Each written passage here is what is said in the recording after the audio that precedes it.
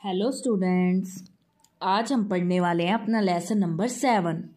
Half lesson तो हम पढ़ ही चुके थे, तो बाकी का जो हाफ लेसन है आज हम पढ़ने वाले हैं। हम इस लेसन में पढ़ रहे थे बेटा समुद्रगुप्त के बारे में, जो एक बहुत ही अच्छे राजा हुए हैं अपने टाइम में, और उन्होंने बहुत अच्छे अच्छे काम किए थे अपने राज्य के लिए। तो हाफ लेसन हम पढ़ चुके थे, बाकी का जो हाफ लेसन है हम पढ़ने वाले हैं। वैन से जो आज हम पढ़ने वाले हैं, आप अपनी बुक के ऊपर जो है फिंगर रखिए। देखिए, when the young king took control of his empire, when the young king took control of his empire, much of the reason was still very turbulated.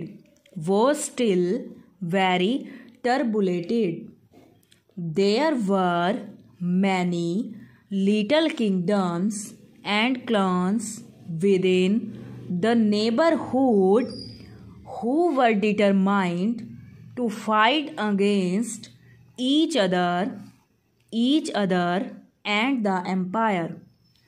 Because of this infighting and mistrust, there was never enough time for progress of prosperity in this region.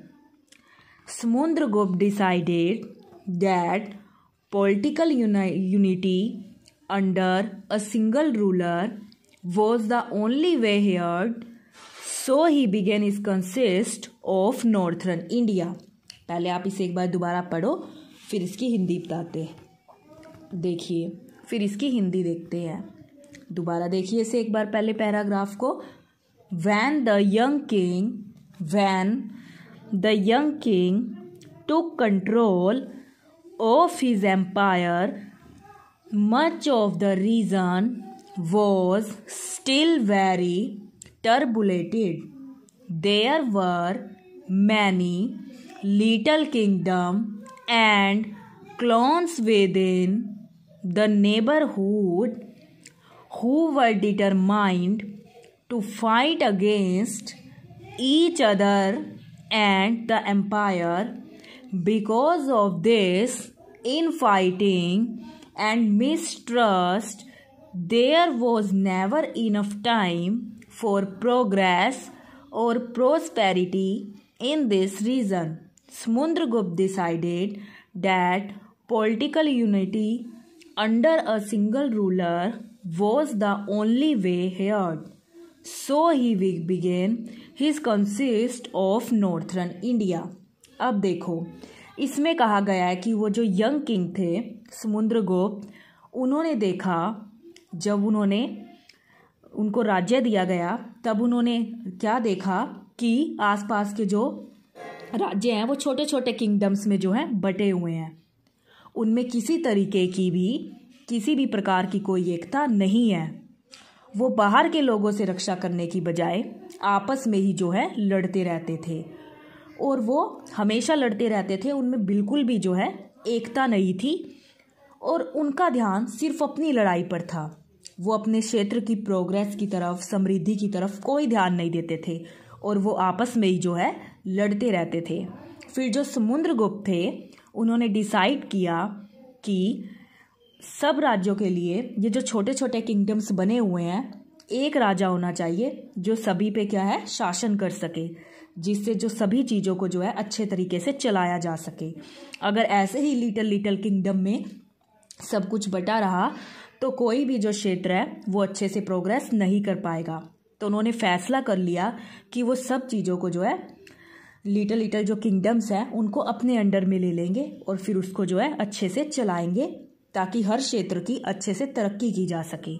आगे देखिए, many battles were fought against rival Kings. Many battles were fought against rival kings and tribal chiefs, with Samudragupta coming out victorious in each and every battle.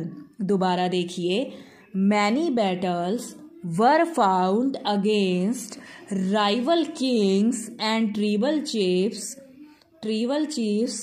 with Samundragupta coming out victorious in each and every battle. अब क्या हुआ, उन्होंने राजाओं के साथ जो है युद्ध करने शुरू कर दिए और काफ़ी सारे जो है बैटल्स हुई, काफ़ी सारे जो है युद्ध हुए और हर बार जो विजय है वो किसको प्राप्त हुई, समुद्रगुप्त को, क्योंकि वो हर चीज़ में जो थे बहुत ही अच्छे थे। तो उन्होंने काफ़ी सारे युद्ध किए और उन युद्ध में किसको विजय प्राप्त हुई, समुद्रगुप्त को। आगे आप देखिए, नेक्स्ट पेज देखिए। ही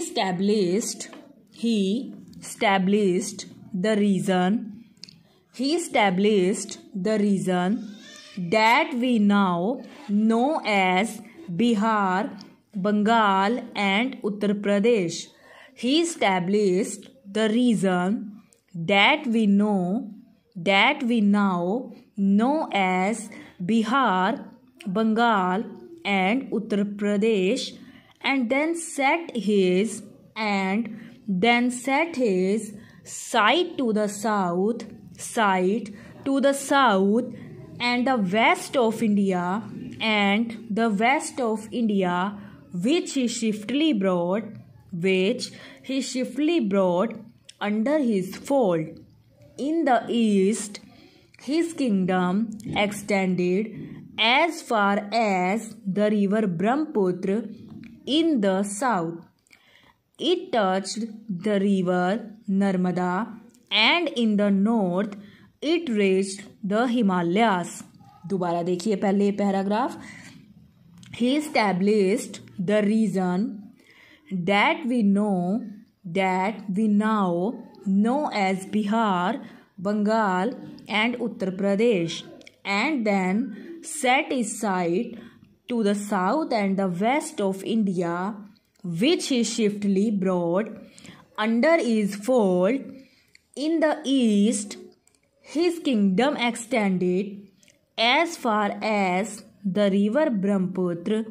In the south, it touched the river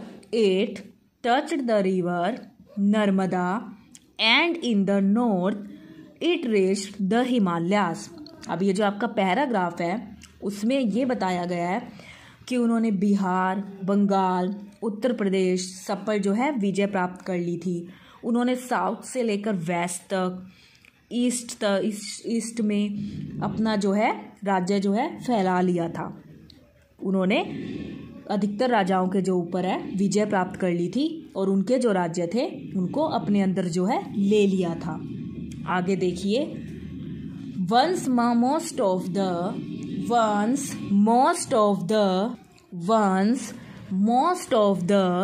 India was unified under his control. दोबारा देखिए। Once most of the India was unified under his control, Samundragupta began to forge alliance with powerful neighbor kingdoms.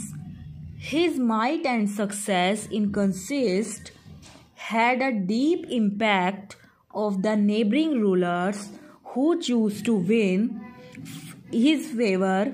आगे देखिए, तो देखिए बेटा, who chose to win his favor by submitting to his rule and paying homage to him rather than fighting against him. While they continued to rule their own kingdoms, they paid taxes to Samundragupta, followed his decrees and attended his court. Samundragupta had succeeded in becoming the single sovereign lord of the Indo-Gangetic Valley. दोबारा देखिए पहले paragraph ये। Once most of the India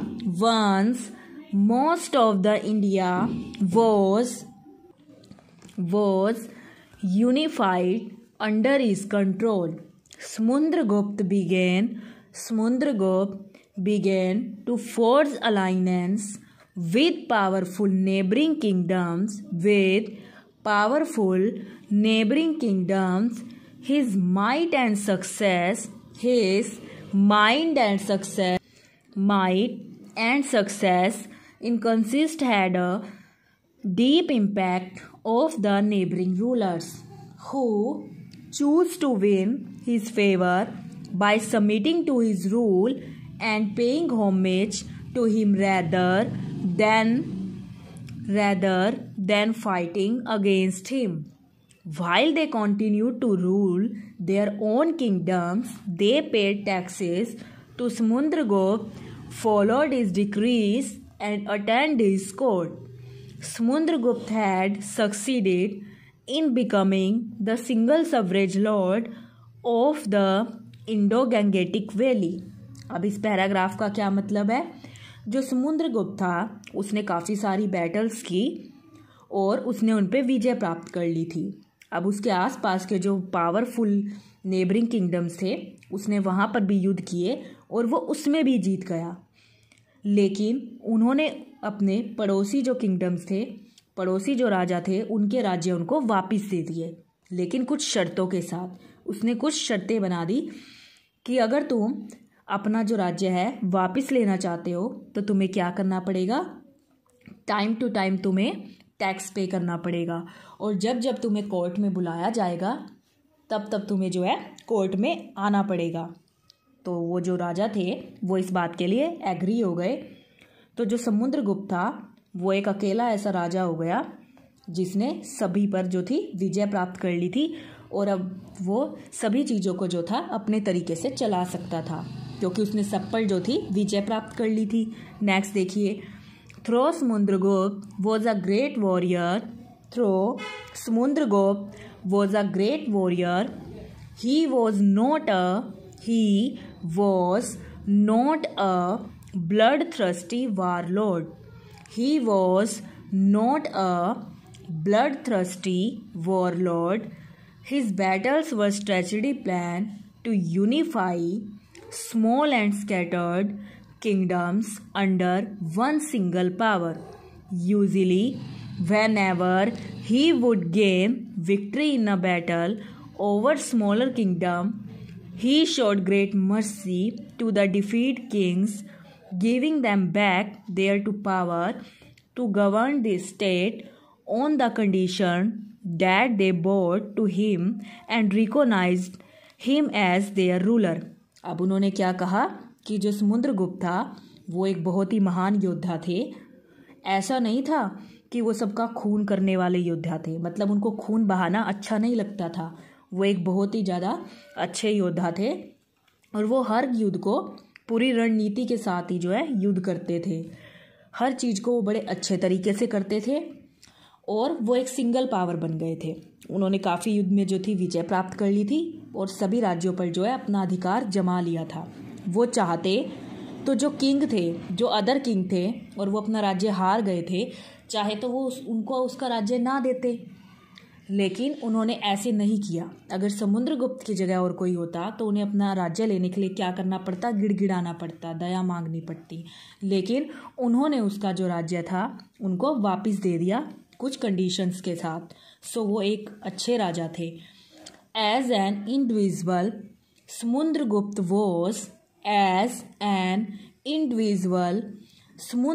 was a genius with many different qualities. As an individual, Samundragupta was a genius with many different qualities. He was a poet and a magician. A philosopher and a great thinker, always surrounding himself with great minds and talent. Always surrounding himself with great mind and talents. As a ruler, he was known to be very charitable and righteous and distributing wealth and justice in equal measures to all his subjects. As a statesman, Samundragupta was both powerful and diplomatic. ध्यान से देखिए, as an individual Samundragupta was a genius with many different qualities. He was a poet and a magician, a philosopher and a great thinker, always surrounding himself with great mind and talent. As a ruler, he was known to be very charitable and righteous, distributing wealth and justice in equal measure to all his subjects. As a statesman, Samundragupta was both powerful and diplomatic. उन्होंने कहा कि जो समुद्रगुप्त थे वो बहुत ही genius थे और उसमें अलग अलग तरीके की जो थी क्वालिटी थी। वो बहुत अच्छे कवि भी थे, म्यूजिशियन भी थे और दूरदर्शी, दूर की सोचने वाले भी थे वो, और हमेशा जो है वो माइंडेड लोगों से घिरे रहते थे। अच्छे लोगों के बीच में जो थे वो उठते बैठते थे और वो बहुत ही दानवीर थे और हर न्यायपरायण थे, यानी कि सही निर्णय लेने वाले थे, सही न्याय करने वाले थे। तो वो बहुत ही ज़्यादा अच्छे राजा थे जिसमें डिफरेंट तरीके की जो है क्वालिटीज़ थी। आगे देखिए आप, आगे उसने क्या कहा है, forcing neighbour kingdoms to bow to his will, also strengthening his alliance with neighbours. दोबारा देखिए, forcing neighbouring kingdoms to bow to his will while also strengthening his alliance with neighbors as far south as Ceylon, present day Sri Lanka. Under the stability of his rule, the Gupta Empire flourished and came to be known as one of the greatest ages in Indian history. Forcing neighbors' kingdom to bow to his will while also strengthening his alliance with neighbors as far south as Ceylon, present day Sri Lanka. Under the stability of his rule, the Gupta Empire flourished and came to be known as one of the greatest ages in the Indian history. अब इसमें वो क्या कह रहे हैं कि जब तक उन राजा ने जब से लेकर जब तक भी शासन किया है वो इंडियन हिस्ट्री में जो है हमेशा ही यादगार रहेगा कि उन्होंने कितने अच्छे तरीके से जो है सभी चीज़ों को संभाला था। तो ये था बेटा आपका लेसन और आज हम इसके करने वाले हैं वर्ड मीनिंग। तो देखिए आप इसके वर्ड मीनिंग देखेंगे। एक वर्ड है इसमें हमारा इन्वेंडर्स। इन्वेंडर्स का मतलब होता है आक्रमणकारी। इन्वेंडर्स आक्रमणकारी। इंस्क्राइब्ड का मतलब है अंकित किया। इंस्क्राइब्ड अंकित किया। अंडमशेशंस उमंग जोश। डिसअपॉइंटेड निराश होना। टर्बुलेंट उपद्रवी। प्रोस्पेरिटी समृद्धि। अलाइनेंस संधि। डिक्रीज हुक्मनामा। राइटरेंस न्यायपरायण। आगे देखिए आप इसकी back exercise. Who was the father of Samudragupta. Samudragupta के जो फादर थे उनका क्या नेम था? Chandragupta. Who was the father of Samudragupta. Samudragupta के जो फादर थे उनका नेम था बेटा चंद्रगुप्त। नेक्स्ट देखिए, what was the name of Samudragupta eldest brother. जो समुद्रगुप्त का एल्डेस्ट ब्रदर था, बड़ा भाई था, उसका क्या नाम था? कच्छ। क्या नाम था? कच्छ। प्रिंसेस कुमारी देवी, जो प्रिंसेस कुमारी देवी थी, लिव्ड इन, वो कहाँ रहती थी? लिच्छवी।